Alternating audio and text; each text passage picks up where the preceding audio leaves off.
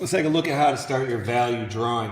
The first thing is on the website, open up the images that you can choose to draw from, or look at the presentation. The slides presentation has them on there as well. Get a copy from me or talk about or ask me how to get one printed up.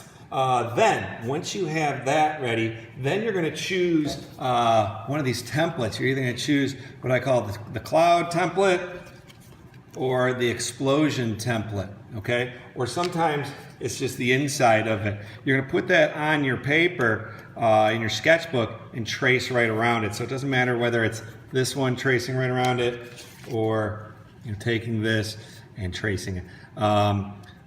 Take a pencil, just go right around that. Then make sure you return the template to the counter when you are done so that someone else doesn't have to search the room trying to find it. Okay, this will give you a size reference for how big should I make my picture, okay? Your drawing should fit inside here, okay? Shouldn't be a teeny dot inside the middle. It should kind of go close to these edges, okay? It depends on what you picked. Then you might want to think about the orientation. Do I want my project to go across like this, or do I want it to go up and down like so? Then start sketching your image, all right? Using everything that we've learned so far, start lightly, maybe begin by just kind of sketching out, where's the shape of this gonna go? Well, there's something like that, all right? And his eye is kind of there, and nose, and there's a very rough estimate of some of the features on there. Now I can go in and start adding a little more. You never want to get dark on the lines, all right, because we don't want to see lines in the final product. Once we have the lines sketched in where everything's going to go really lightly, then we start applying all those different shading, value, blending techniques that we've been practicing, okay? And hopefully you start to get to something like this, okay? Now, once you have finished this, which I have not, but for this demo, I'm going to show you how to create the outside border for this. What you're going to do is, let's take this one to start, for example, the cloud, right where these notches come in, I'm going to draw some lines that go to the outside of the paper and then erase this, okay? Now, they don't need to be perfectly straight lines. I could have made them curved or zigzagged. You come up with that. As long as there's a, I don't know, half-inch, quarter-inch space there, I call these alleys, okay? They're like little alleys that go between these sections that we are going to be shading in, right?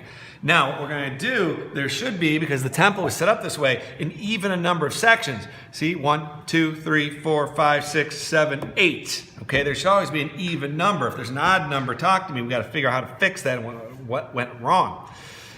What we're going to do is some shading here, and we're going to alternate on each one of these sections. So, for example, this one might start being very dark here and get lighter as it goes towards my image. Then the next one would flip. It'd be light on the outside, and it would get darker as it goes towards the image. Then back to dark to light, light to dark, so on. I don't think, I labeled these for my visual. I wouldn't do that on my final product. If I did, I'd do it very lightly like this so that I could erase it if I need to.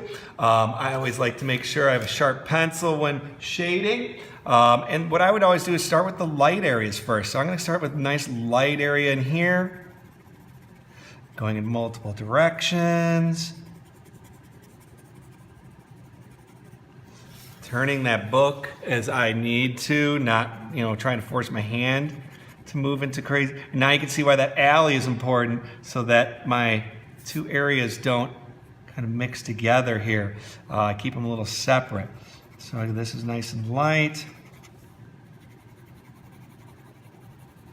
Really important that you're going in multiple directions. That is the number one thing I can skip. And then holding the pencil down low, I get people trying to do light values like that. Very hard to blend. Okay. Now maybe they're starting to get a little dark. I could blend if I want to, if you want to do a little blending. Push that graphite down a little bit.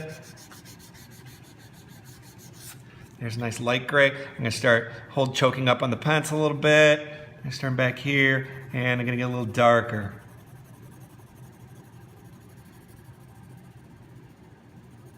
This exercise here, this project is really just to practice doing these transitions and blending. You're going to get to do it several times, 8 times to be exact. Why? Because I want you to practice this. So the last one should be even a little bit better than the first one. And like what I like to do is I like to start just kind of doing on the fly, like, oh, so I'm pushing harder as I go down this way. Okay?